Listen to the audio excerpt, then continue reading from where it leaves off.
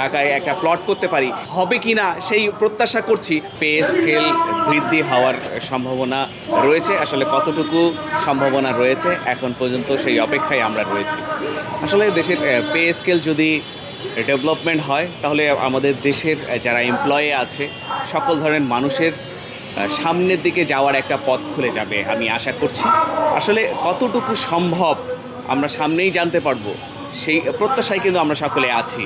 এখন পর্যন্ত আমরা দেখছি যে দেশের যে অবস্থা, আসলে আমরা ইদানিং মানে গত কিছুদিন আগেই দেখলাম যে তেলের দাম বৃদ্ধি হুট করে এত কিছু বেড়ে গেল, এবং অনেক সময় দেখছি যে আমরা খাদ্যদ্রব্যের দাম বেড়ে গেছে।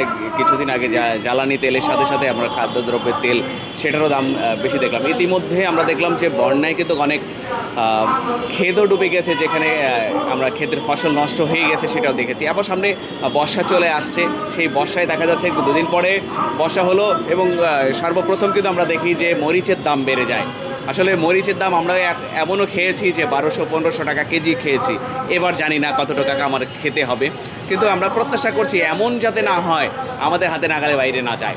তো সেই ক্ষেত্রে সরকার যে আমাদের জন্য যে পদক্ষেপটা গ্রহণ করছে, আমরা দেখছি যে পে স্কেল নির্ধারণ করার কথা 8,250 টাকা সর্বনিম্ন, 8,250 টাকা থেকে শুরু করে 20,000 টাকা এবং সর্বোচ্চ 1,60,000 টাকা সর্বোচ্চ নির্ধারণ করার কথা। আসলে এটা নির্ধারণ হবে কতটুকু করবে, আসলে সামনেই সেই অপেক্ষায় কিন্তু আমরা রয়েছি, এবং সেটা নির্ধারণ যদি হয় অবশ্যই দেশের পরিবর্তন হবে। আমরা দেখছি যে এখন কিন্তু কৃষকেরা তাদের ন্যায্য মূল্য পাচ্ছে না, অনেক শ্রমিকরা তাদের ন্যায্য মূল্য পাচ্ছে না, যারা কর্মচারী আছে তারাও কিন্তু তাদের ন্যায্য মূল্য পাচ্ছে না। আসলে এটা নির্ধারণ হলে অবশ্যই পাওয়ার সম্ভাবনা রয়েছে।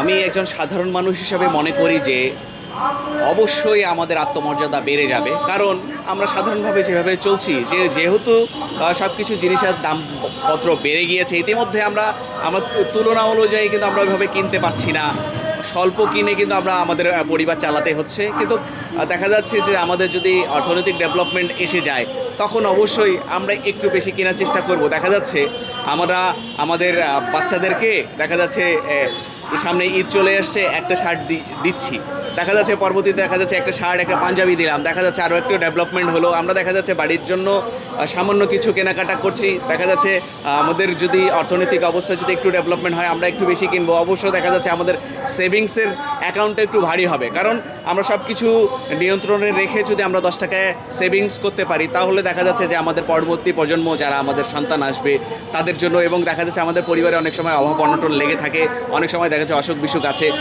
ভালো একটা কাজে আমরা এই ধরনের ব্যবহার করতে পারবো। এবং দেখা যাচ্ছে আমাদের বর্তমান দেশের যে অবস্থা, সেই অবস্থায় আমরা দেখছি যে সব কিছু দামের সাথে সাথে সবচেয়ে বেশি দাম বাড়ছে জমির।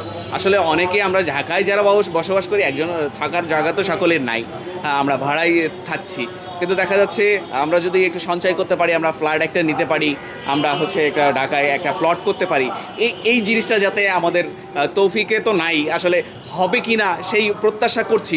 হয়তো এই ধরনের পে স্কেল ডেভেলপমেন্ট হলে হয়তো সম্ভাবনা রয়েছে।